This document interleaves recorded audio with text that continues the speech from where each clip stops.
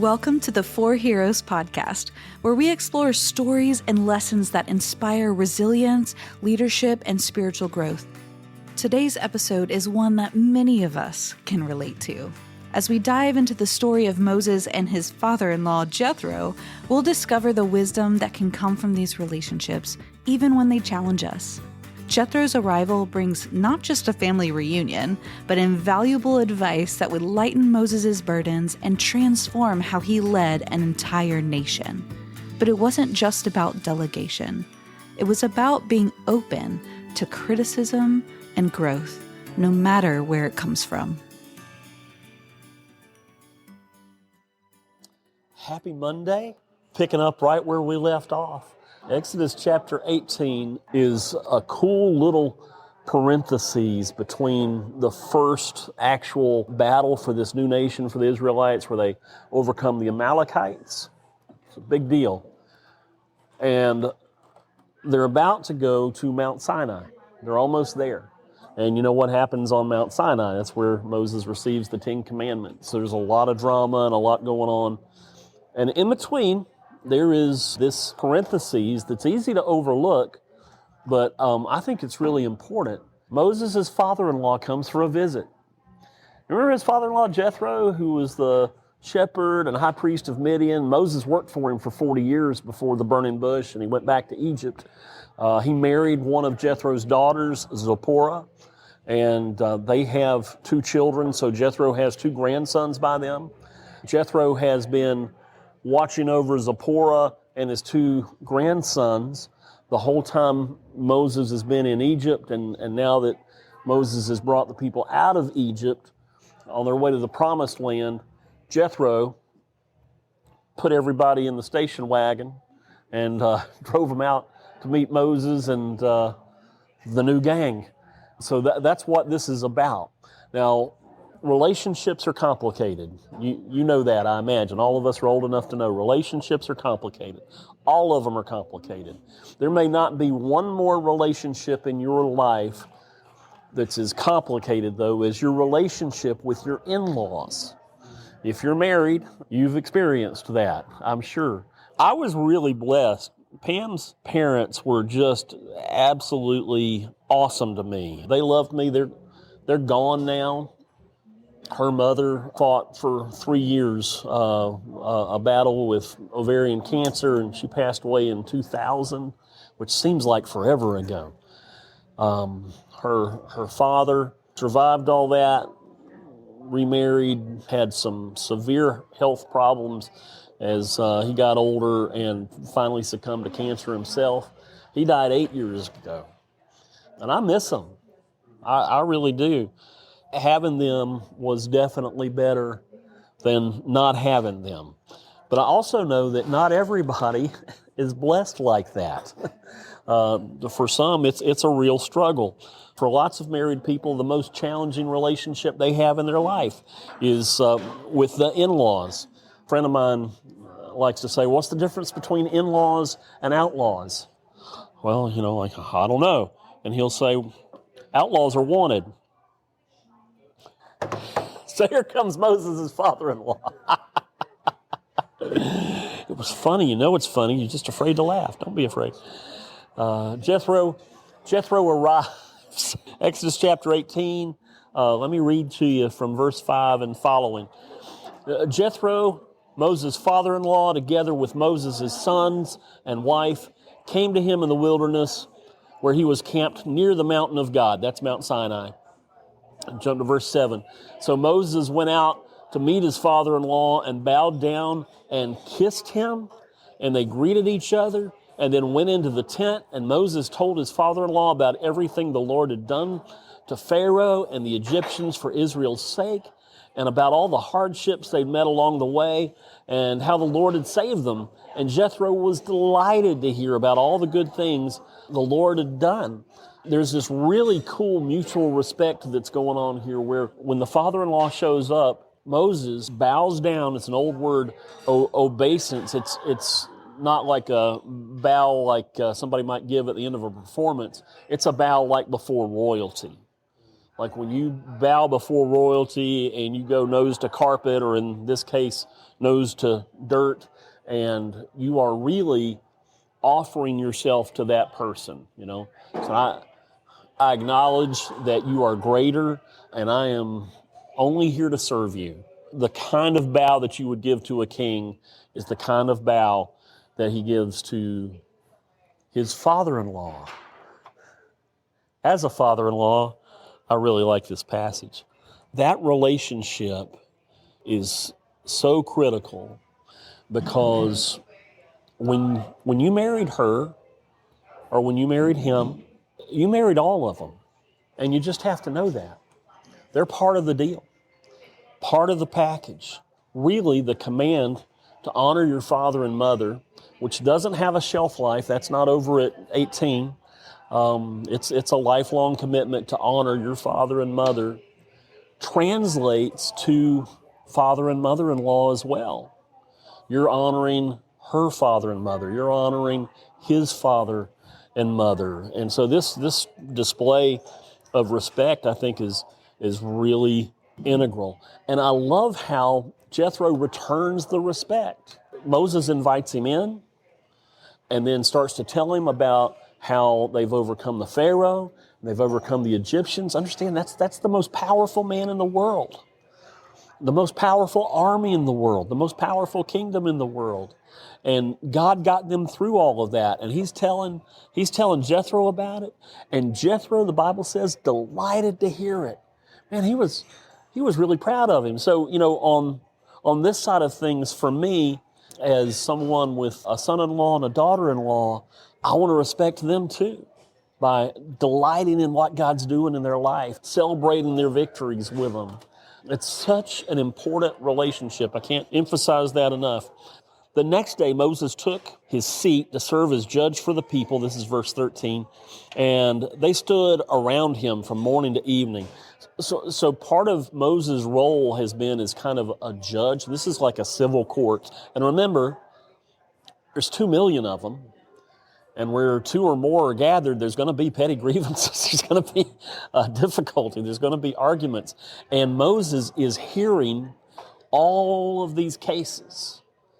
And it's what he does from sunrise to sunset every day.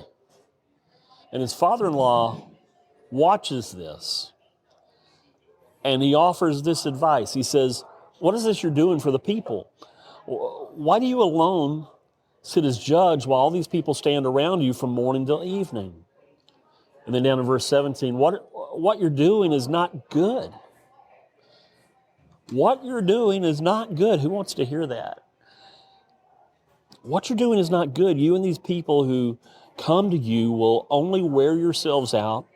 The work is too heavy for you. You cannot handle it alone. I don't know if I'm Moses. I stopped hearing Jethro talk after what you're doing is not good.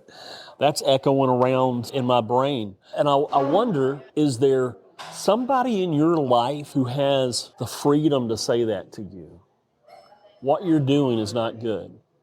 What I mean by freedom is that this person in your life, you have so much trust in them and so much respect for them that when they say that to you, you don't take it personally. You don't get defensive. You don't get angry. You don't get argumentative. You don't feel threatened. You actually feel loved and protected when they offer that kind of correction.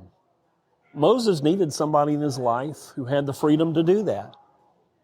I need somebody in my life who has the freedom to do that. You need somebody in your life who has the freedom to do that. And while you're thinking about that, let me just ask you generally, how well do you respond to criticism? Personally, I don't like it. I've had plenty of it. I'm a pastor for 36 years. My wife cried one night in bed before a very intense business meeting at the church, and I said, why are you upset? And she said, because I'm afraid people are going to say things about you tomorrow night that are not true. And I said, sweetie, That's water under the bridge. They've been saying that for years. To be able to hear criticism and capture the base truth that's there and discard the rest, I think is such an important life skill. I mean, Aristotle said you can avoid criticism. Criticism is something you can avoid easily by saying nothing, doing nothing, and being nothing. But you're trying to make a difference with your life. I know you. You didn't get into law enforcement just to go with the flow. You got into law enforcement because you wanted to make a difference. And if you're trying to make a difference, you will face criticism. And being aware, self-aware enough to know that some of that criticism may be deserved because you're not right 100% of the time. There's one perfect man. His name was Jesus. His name was not Randy or Craig or Chosy or Van. It's Jesus. And so it may be that when somebody offers criticism, it's deserved. And some of it's unfair. Maybe even most of it's unfair. There are always going to be people who find something to be unhappy about, particularly when it comes to you. Here's a thing that I've learned. Criticism is almost always an opportunity for me to improve. The key for me is learning how to discard what is toxic and how to embrace what is true. I heard somebody say once that criticism's like a bucket of water, cold water, and in the bottom of it, there's a bunch of sand, and in the sand, there are a few flakes of gold. And somebody throws that bucket of water on you, and the cold shocks you. You're unhappy. I'm soaking wet now. You're going to survive. It's just water. It'll dry. Some of the sand in the bottom of the buckets hit you in the face. It's gotten into your eyes. You're mad. You want to fight. But mixed in with all of that water and all of that sand, there's gold, if you're willing to look for it. And looking for it's almost always painful. The gold's almost always hidden in the bottom of the bucket. But it's immeasurably valuable. And it makes us better. It makes us stronger. It makes us wiser. So when criticism comes, you've got to ask yourself, is it true? Is there any truth in it at all? In fact, I think it's maybe a good idea to even ask another trusted friend. Do you see this about me? Is this a blind spot that I have that I was unaware of? Is this true? Here's what Jethro said. Completely unsolicited, by the way. Moses didn't ask him, so what do you think, Pops? Jethro just said, what you're doing is not good. You've got to select capable men who fear God, trustworthy men, and support them, appoint them as officials over thousands, hundreds, fifties, and tens, and this will make your load lighter. You'll be able to stand the strain, and all these people will go home satisfied. Hey, Mo, many hands make light work. You're sprinting towards burnout. You're trying to do too much. Anybody else here felt that? We could talk for a long time about the value of delegation. That's what Jethro's talking about. My friend Bonnie says we need to work smarter, not harder. John Maxwell says if you're burning the candle at both ends, you're not as bright as you think you are. All of that's true. Share the load with capable, trustworthy men and women. You can't do it all. You're trying to meet expectations and demands that are impossible to meet. Some people want you to fail. They really do. They have bad intentions, and they'll say things to try to destroy you, but most people are not out to get you. They aren't. Solomon says in Proverbs that the wounds of a friend are faithful, but the kisses of an enemy are deadly. Meaning in this context, when a friend says something to you that's painful and hard to hear, they're saying it because they're trying to be a faithful friend who only wants the best for you. when an enemy comes up alongside you and whispers to you about how awesome you are, it's poisonous, it's toxic. Even if they say nice things, their intent is to take you out. They want to hurt you. Jethro is not just a father-in-law, he's a friend. And this was really good advice, which leads me to think that you and I need more Jethros in our lives. We need that person that we can trust to tell us the truth about ourselves, even if it hurt. Aside from that, let me read you verse 24. Moses listened to his father-in-law. Man, I love the scripture. Moses listened to his father-in-law. I'm going to get that embroidered on a pillow and send to my son and daughter-in-law. Moses listened to his father-in-law and did everything he said. That's beautiful, beautiful. As a father-in-law, I love that. But aside from my personal feelings, man, it's just good to know that an old dog can learn new tricks. Moses is 80, and he's accomplished so much, right? I mean, he did free 2 million people from the grip of the most powerful man on the planet. And somehow, by the hand of God, overcame the most powerful army, the most powerful kingdom on the planet. He's got a lot to think about when he goes to bed at night, and it's easy for that to get into your head and think, man, I got this all figured out. There ain't nobody like me. I'm good at this. And then your father-in-law comes along and says, what you're doing is not good. An old dog can still learn new tricks if he's willing to be a lifelong learner, if he can somehow maintain a teachable heart, a teachable mind, and a teachable spirit. And the best way I know to do that is by asking God in the day-to-day to give me a teachable heart, a teachable mind, and a teachable spirit, to help me to separate the truth from the toxic and continue to learn. Moses has got more challenges ahead of him. He could not have maintained that pace without delegating things that could be shared. There were responsibilities and callings in Moses' life that could only be fulfilled by Moses. One man can go to the top of Sinai and receive the commandments from God. That's not going to be all of these judges. That's going to be Moses. But Moses can't do that if he's not freed up from judging every minor offense that somebody has with somebody else in the nation. Be a lifetime learner. Ask God to give you a teachable heart, mind, and spirit. Don't be so defensive. Don't be so angry.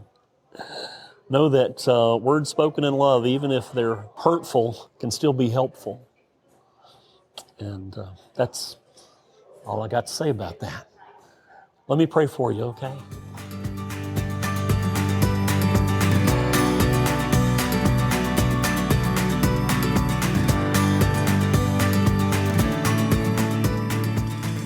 Thank you for listening to the 4Heroes podcast. Frank's right. We all need Jethros in our lives, those who love us enough to tell us the truth and help us carry the load. Whether it's a Jethro, a friend, or even a tough critic, look for the gold in the advice and feedback you receive. Embrace the opportunity to learn, to delegate, and to grow. As we navigate our relationships with in-laws or anyone else, let's strive to be teachable, humble, and open to the wisdom that comes our way.